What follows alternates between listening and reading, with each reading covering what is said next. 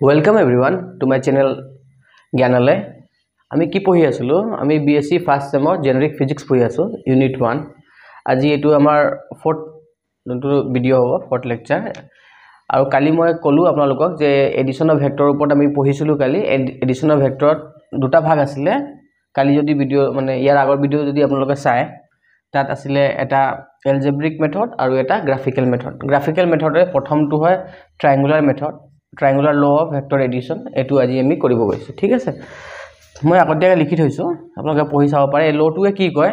if two vectors are represented by two sides of a triangle taken in the same order then their resultant is represented by its third side taken in the opposite order year meaning to কি হল ইয়াৰ meaning to এটো কোৱা গল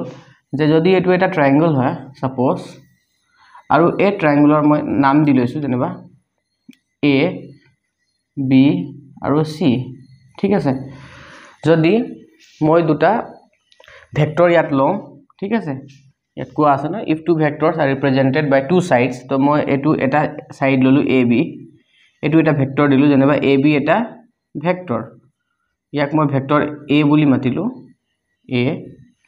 same order বুলি কৈছে মানে একে দিশত যাব লাগিব সেম ডাইৰেকশন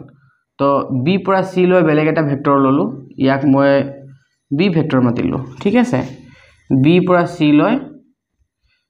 এটা ভেক্টৰ ললো তাক B বুলি মাতিলো ঠিক আছে এটো কৈছে যে যদি এটা ট্ৰায়াঙ্গল ABC হয় আৰু ইয়াৰ দুটা সাইড যদি মই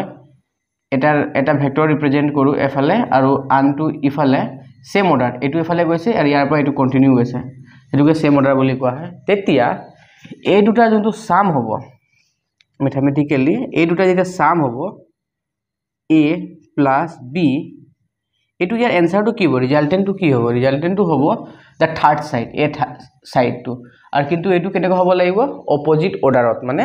এটো ইফালে গৈছিল নহয় তেতিয়া ইটো ইয়াৰ পৰা ইফালে গল এতিয়া ইটো ইফালে আহিব লাগিছিল নিয়মতে কিন্তু নহয় অপোজিট অৰ্ডাৰত ল'ব লাগিব মানে অপোজিট ডাইৰেকশনত তো ইয়াত কি হ'ব AC বুলি ল'ব লাগিব কি ল'ব লাগিব AC CA নহয় AC আৰু AC ক মই C ভেক্টৰ বুলি মানি লৈছো তো আমি কব পাৰো যদি A + B হয় তেতিয়া এটো কি হ'ব C হ'ব A মানে কি হয় ইয়াত A পৰা B লৈ যোনটো ভেক্টৰটো আছে এটো প্লাস B মানে কি হ'ব B পৰা C লৈ যোৱা ভেক্টৰটো আৰু C মানে কি হ'ব A পৰা C লৈ যোৱা ভেক্টৰটো ঠিক আছে সাপোজ আপোনালোকে কি কৰিলে A পৰা B লৈ এটা ভেক্টৰ ললে হয় না আৰু এটা মই কি ললো B পৰা C লৈ এনেকুৱা নকৰি আমি বেলেগ ধৰণেও লব পাৰিলো হয় সাপোজ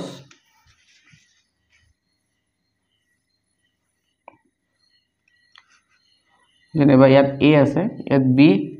আৰু ইয়াত C সাপোজ এটো মই ললো AC ভেক্টৰ এটো এফালে গৈছেগে আৰু C পৰা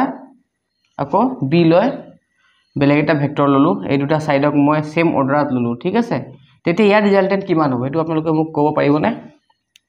ইয়াৰ ৰিজাল্টেন্ট কি হ'ব ইটো ইয়াৰ পৰা A পৰা C লৈ C পৰা B লৈ তো গতিকে ইয়াৰ অপোজিট ডাইৰেকশন কোনটো হ'ব A পৰা C লৈ C পৰা B লৈ B পৰা A হ'ব লাগিছিল কিন্তু এটা কি হ'ব A পৰা B হ'ব অপোজিট ডাইৰেকশন ঠিক আছে সিম্পল কথা একদম মানে মই নৰমাল কথা বুজাবলৈ হলে এনেকা বুজাব পাৰো এটা মানুহ আছিল হি A পৰা C লৈ গল আকৌ C পৰা হি B লৈ গল আলটিমেটলি কৰ পৰা কৰ লৈ গল হি A পৰা B লৈ গল এইটোৱে কথাটো যে হি ইয়াৰ পৰা ইয়ালৈ ট্ৰেভেল কৰিলে আকৌ ইয়াৰ পৰা ইয়ালৈ ট্ৰেভেল কৰিলে তাৰ টোটাল যোনটো ডিসপ্লেসমেন্টটো কিমান হল A পৰা B লৈ হল এটোৱে এটো লটোৱে বুজায় ঠিক আছে আৰু স্টেটমেন্ট ওয়াইজ এনেকুৱা হ'ব এই ডায়াগ্ৰামতে যদি আমি সলভ কৰিব যাওঁ তেতিয়া কেনেকৈ হ'ব ট্ৰায়াঙ্গুলাৰ লটো A পৰা C plus C পৰা B আৰু এটো কাৰ সমান হ'ব B পৰা A হ'বনে নহয় কাৰ সমান হ'ব এটো হ'ব A পৰা B লৈ আচ্ছা এটা ইন্টাৰেস্টিং কথা এটা আপোনালোকক বুজাই দিছো এটো ভেক্টৰ ডাইৰেকশন এনেকা দিছো সাপোজ ন A পৰা B লৈ আৰু যদি মই B পৰা A লৈ লিখো তেতিয়া কি হ'ব এটো ভেক্টৰটো এফালে আছে উল্টা ডাইৰেকশন লিখিছো না তেতিয়া কি হ'ব ইয়াত মাইনাস এটা আহিব কি আহিব মাইনাস আহিব যেনেবা AB সমান কি হ'ব মাইনাস অফ BA ঠিক আছে যদি মই এটা মাইনাস যদি লগাই দিও তেতিয়া কি হয় ইয়াৰ ডাইৰেকশনটো উল্টা বুজায় মাইনাস BA মানে কি হয় ভেক্টৰটো কি হয় A পৰা B লৈ আছে ঠিক আছে এতিয়া আমি পেৰেলগ্ৰাম ল অফ ভেক্টৰ পঢ়িম আচ্ছা পেৰেলগ্ৰাম অফ ভেক্টৰে কি কয় that the law states that the resultant of two vectors acting at a point and represented by two adjacent sides of a parallelogram is its diagonal through the same point মানে ইয়াত কি কৈছে গে the resultant of two vector acting at a point মানে দুটা vector আমি বনাই লম প্ৰথমতে সাপোজ এটো এটা ভেক্টৰ ইয়াৰ পৰা ইয়ালৈ বনালো এটা ভেক্টৰ a ইয়াৰ নাম o আৰু ইয়াৰ দিলু a আকৌ কি কৈছে টু ভেক্টৰ কথা কৈ আছিল acting at কি কয় সেম পইণ্ট মানে ইয়াত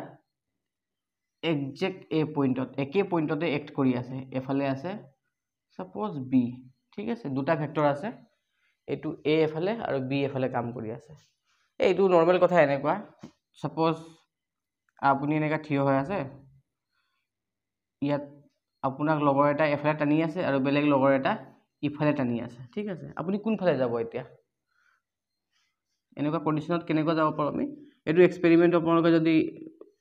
পাৰে এতিয়া টেবুল আছে না আপোনালোকৰ টেবুলত কৰি চাকচোন পটকে ইয়াত এনেকুৱা কিবা এটা থৈ লওক হিলগুটি বা কিবা এটা থৈ লওক আৰু এফালে এটা ৰছী লৈ লওক আৰু এনেকুৱা একে ৰছী এফালেও লৈ লওক তাৰছত এজনক এফালে পৰা টানিব দিয়ক আৰু এটা এফালে টানিব দিয়ক এতিয়া এই হিলগুটিটো কোন ফালে যাব ঠিক আছে কোন ফালে যাব এই আমাৰ টেবুলটো হয় কোন ফালে যাব obviously কোন ফালে যাব ইফালে যাব হয় না একে কথা ইয়াতো কৈছেগে যে যদি এটা পইণ্টত দুটা ভেক্টৰ কাম কৰি আছে হয় না represented by two adjacent side of a parallelogram ঠিক আছে is its diagonal through the same point মানে যদি এটা পইণ্টত দুটা ভেক্টৰ কাম কৰি আছে তেতিয়া ইয়াৰ যদি মই ৰিজাল্টেন্ট ওলাব লগিয়া কি ওলাব লগিয়া হয় ৰিজাল্টেন্ট তেতিয়া ৰিজাল্টেন্টটো কি হ'ব ডায়াগোনাল হ'ব কাৰ ডায়াগোনাল হ'ব পেৰেলগ্ৰামৰ কাৰ পেৰেলগ্ৰামৰ এইটো দুটা ভেক্টৰ লৈ যদি মই এটা পেৰেলগ্ৰাম আকো এনেকুৱা যদি মই এটা পেৰেলগ্ৰাম আকো সমান্তৰিক যেটা মই যদি এটা আকো তেতিয়া কি হ'ব ইয়াৰ পৰা ইয়াৰ লৈ যোনটো আমাৰ ডায়াগোনালটো হ'ব এই যোনটো ডায়াগোনালটো হ'ল ইয়াৰ পৰা ইয়াৰ লৈ এই ডায়াগোনালটোৱে কি হ'ব ৰিজাল্টেন্ট হ'ব মানে এই দুটাৰ যোনটো কম্বাইন্ড ফোৰ্সৰ যোনটো ফোৰ্স বুলি কক এতিয়া বৰ্তমান কম্বাইন্ড দুটা এটো আৰু এটো যেতিয়া এটো পইণ্টত এক্ট কৰিব এই কম্বাইন্ড ফোৰ্সৰ যোনটো ৰিজাল্টেন্ট হ'ব এটো আৰএ দিব ঠিক আছে আৰু এটো ম্যাথমেটিক্যালি কেনেকুৱা হ'ব এক্সাক্ট ভ্যালুটো আমি কেনেকুৱা পাম মই ডেৰিভেশন নকৰো যেহেতু এটো অকল আমাক ফৰ্মুলা জানিলে হ'ল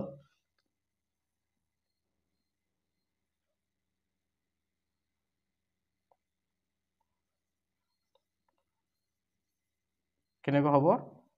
r r ৰ যোনটো ভ্যালুটো হ'ব ই ৰুট ওভাৰ a ৰ ম্যাগনিটিউডৰ স্কয়াৰ প্লাস 2a ম্যাগনিটিউড তাৰপিছত b ৰ ম্যাগনিটিউড cos থিটা তাৰপিছত আৰু কি আহিব প্লাস b ৰ ম্যাগনিটিউডৰ স্কয়াৰ এই ফৰ্মুলাটো হ'বগে আপোনালোকৰ কিতাপত এনেকুৱাও পাব পাৰে দেখিবলৈ r is equal to root over a square plus 2ab cos theta plus b square ওপৰ ভেক্টৰ দিয়া না মানে কি বুজাইছে ইয়াত ম্যাগনিটিউড লাগি আছে ঠিক আছে আৰু ইয়াত r যোনটো আছে এই ম্যাগনিটিউডটো বুজালে কি হ'ব ইয়াৰ পৰা ইয়াৰলৈ লেংথটো বুজাব কি হ'ব ইয়াৰ পৰা ইয়াৰলৈ কিমান দীঘল ঠিক আছে তো এটা বস্তু মই এফালে ইয়াত এটা বস্তু আছে এফালে ৰছী দি এফালে টানিছো আৰু এফালেও টানিছো একে সময়তে এনেকৈ যদি টানিছো তেতিয়া সেই বস্তুটো ক'ত যাব ইটো ফালে যাব কিমান দূৰ যাব এই ডায়াগোনাল যিমান দীঘল হয় ইমান দূৰে যাব ঠিক আছে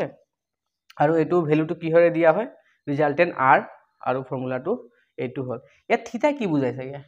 থিটা বুজাইছে আমাৰ ইয়াৰ পৰা ইয়াৰলৈ যোনটো এংগলটো এই গুটেই এংগলটো আমাৰ বুজাইছে a আৰু b আপোনালোকে মনত প্ৰশ্ন উঠিছে চাগে a মানে কি হয় a মানে হয় o পৰা a লৈ যোনটো ভেক্টৰটো আছে আমি ইয়াক a বুলি মানিছো আৰু o পৰা b লৈ যোনটো ভেক্টৰটো আছে আমি ইয়াক b বুলি মানিছো যেনেবা oa vector is actually a and ob vector is actually b আৰু ইয়াৰে যোনটো ম্যাগনিটিউড যদি মই লওঁ তো এটো এনেকুৱা হ'ব o এৰ ম্যাগনিটিউডটো হ'ব a ম্যাগনিটিউড আৰু ob ম্যাগনিটিউডটো b ম্যাগনিটিউড ঠিক আছে বহুত সিম্পল কে বহুত ছুটি কে বস্তুখিনি বুজালো যেহেতু পৰীক্ষাত এটো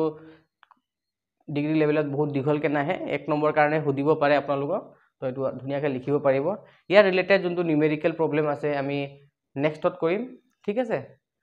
প্ৰথমত থিওৰিখিনি শেষ কৰি লওঁ তো ইয়াৰ আমি নেক্সট ক্লাছত কি পঢ়িম স্কেলাৰ প্ৰডাক্ট আৰু ভেক্টৰ প্ৰডাক্ট মানে ভেক্টৰ মাল্টিপ্লিকেশ্যন পঢ়িম ঠিক আছে আজিৰ কাৰণে ইমানে যদি ভিডিঅ'টো ভাল লাগিছে তেতিয়া নিজৰ লগৰ বন্ধু বান্ধৱীৰ লগত শ্বেয়াৰ কৰিব আৰু ছাবস্ক্ৰাইব কৰি মোক অলপ মটিভেট কৰিব আজিলৈ ইমানে থ্যাংক ইউ